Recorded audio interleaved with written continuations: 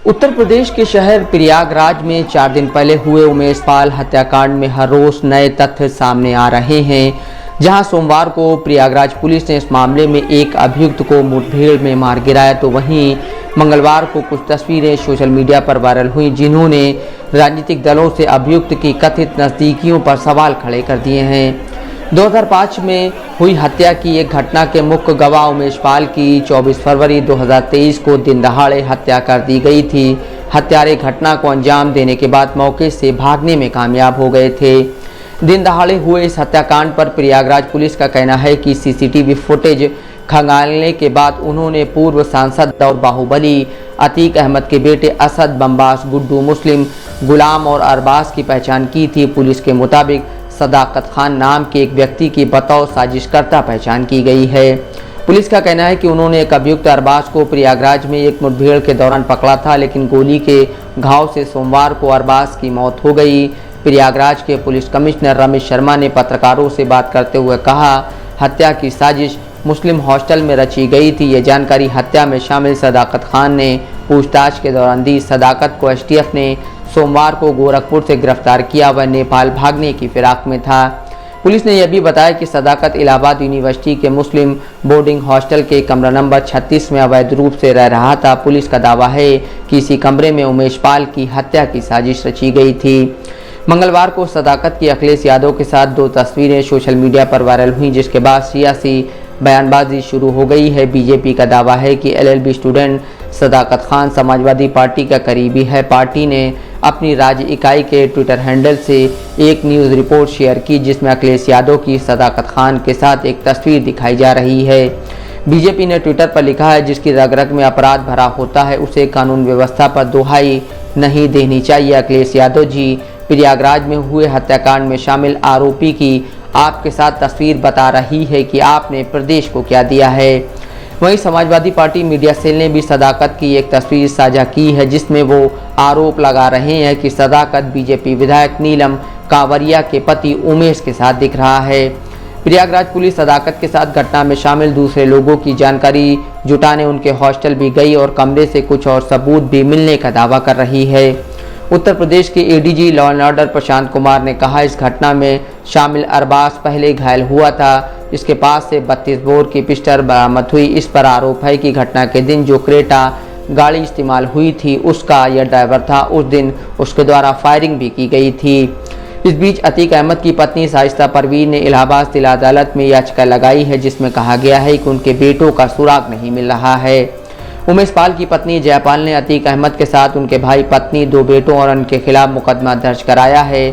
24 फरवरी को उमेश पाल पर कोर्ट से वापस लौटते वक्त हमला हुआ। सीसीटीवी फुटेज में साफ दिखता है कि उमेश पाल जैसे ही अपने घर के पास पहुंचे, वैसे ही बदमाशों ने पहले तो उनकी कार पर गोलियां चलाईं। फिर जब उमेश अपने गनर के साथ घर की ओर भागे तो बदमाशों ने उन पर 2 बम फेंके।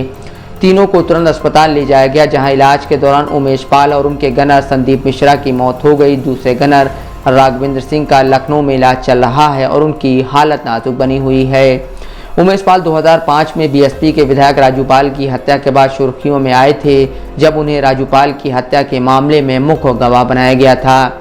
राजू पाल की पत्नी पूजा पाल के मुताबिक जब 2006 में राजू पाल के मर्डर का ट्रायल शुरू हुआ, तब उमेश पाल मुकर गए थे।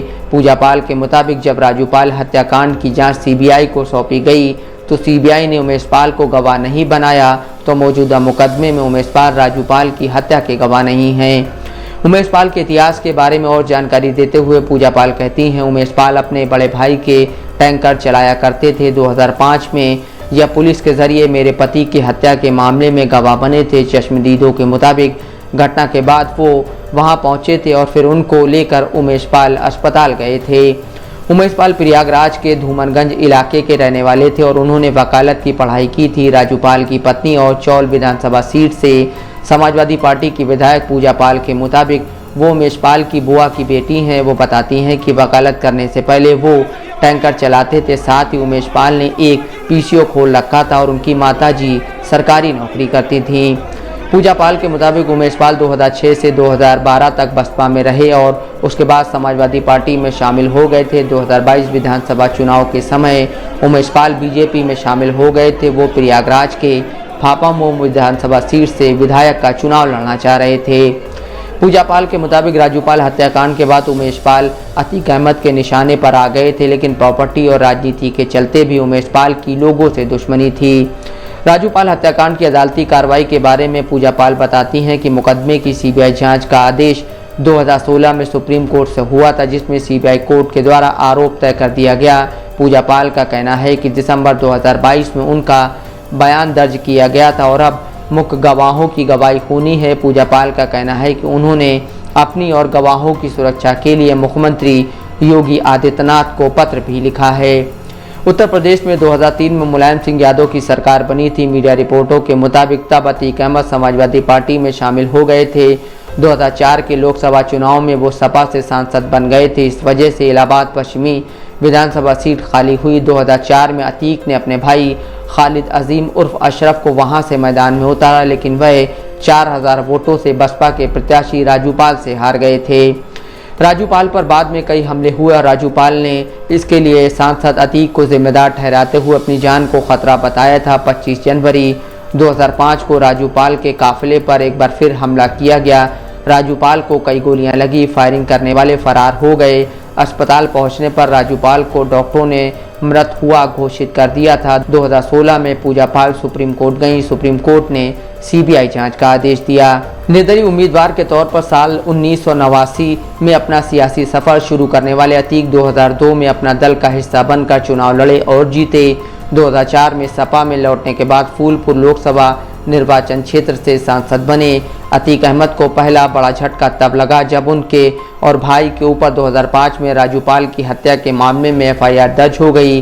साल 2007 में यूपी की सत्ता बदली और मायावती सूबे की मुखिया बन गई। सत्ता जाते ही सपा ने अतीक को पार्टी से बाहर निकाल दिया। मायावती की सरकार ने अतीक को मोस्ट वांटेड घोषित कर दिया।